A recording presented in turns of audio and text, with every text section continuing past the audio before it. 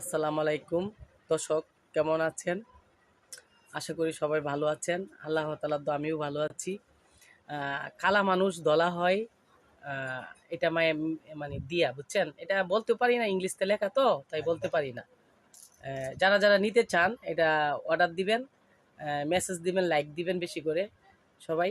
তখন অর্ডার যদি দেন, মেসেজ লেখেন, তাহলে আমি এটা অনলাইনে দেবো, সমস্যা নেই। যারা যারা দরকার, অনেক সুন্দর হয়ে যাবেন, অনেক সুন্দর।